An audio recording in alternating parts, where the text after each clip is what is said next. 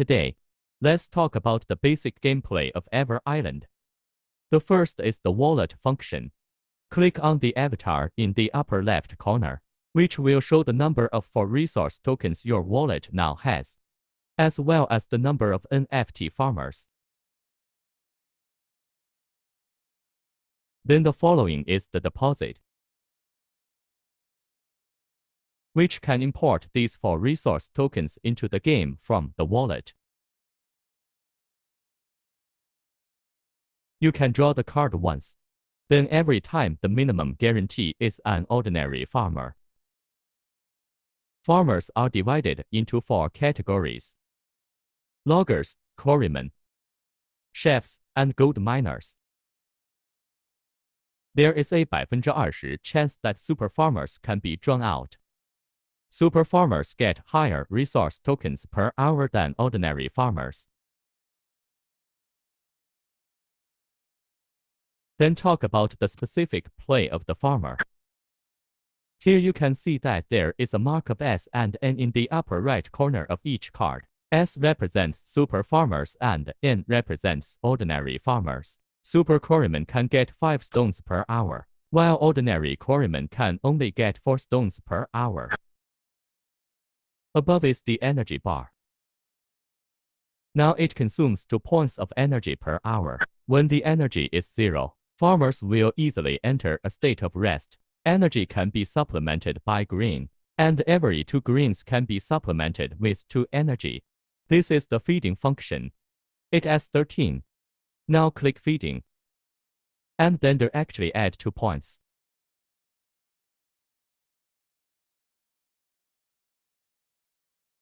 Farmers can also equip tools and pets. Just click on the 2 plus signs in the lower left corner. For example, click on the tool to enter the equipment interface. Then look at the quarryman. There happens to be a shovel here. 2 points are added every hour. And then the equipment is directly ordered. And then the shovel is installed. You see, it was 5 just now. And now it's 7. The same goes for pets. Let's talk about the workshop function of Ever Island. Click on this logging factory and the workshop interface will pop up. Here, 2 types of farmers, cook and woodcutter, will be automatically selected, and then some operations can be carried out. For example, the add function can directly add the farmers on the right to the work list. But the premise is that there must be a free slot in these 10 spaces to add. This remove function can directly put the working farmers into the idle state, and the farmers in the idle state will appear on the page on the right. The Z in the lower left corner indicates that it has entered an idle state. We just click on add and he comes in. You can also feed farmers here. Click on this head icon, and then press feed. His strength was just 14 and now he's 16. It is so easy. Click on this mining rig and it also automatically selects 2 types of farmers, quarrymen and gold miners. Then because I happen to have only 9 of these 2 categories, so there's nothing on the right side. Likewise, you can do some operations, including equipment, tools, and pets. Then there are feed, add, and move. Cooks and loggers share 10 slots, and quarrymen and gold miners share 10 slots. You can match these 10 slots at your disposal. Because the card drawing is random, sometimes there can be a situation like mine. Here is 9. Because my woodcutter and cook add up to 11, one of them can't play, so only 19 of my 20 farmers are occupied at the same time. Then I'll tell you about the donate function. Click here to donate. Some resource tokens you own can be donated directly here. After donating these assets, they can be used to improve the construction of the whole island, and they must be operated by the island owner.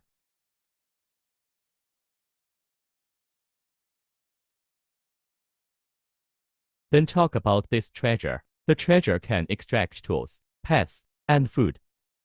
It has a 30% chance of failure, a 35% chance of obtaining a certain amount of food, a 20% chance of obtaining a tool, a 10% chance of obtaining an ordinary pet, and a 5% chance of obtaining an all-round high-level pet. Each extraction consumes 100万 wood, 100 stones, 80克 rain, and 120克 old coins. This wood is wood plus 1, stone plus 1, grain plus 1, gold coin plus 1, because farmers are drawn at random. For example, I smoke 6 pieces of wood, 7 pieces of stone, only for grains, and 3 gold coins. So I upgraded the gold coin first. Otherwise, I have to fill gold coins.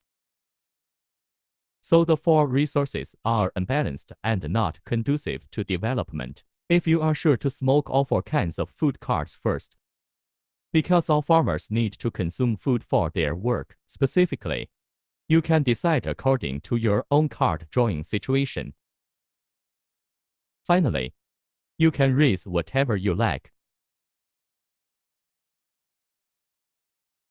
The dock function is just the opposite of the wallet function. Through this function, it can directly import the 4 resource tokens in the game into the wallet and then cache them through the wallet or others. There are several flights every day. Players put 4 resource tokens on the deck. As soon as the time comes, they can transport these resources to their wallets through this flight.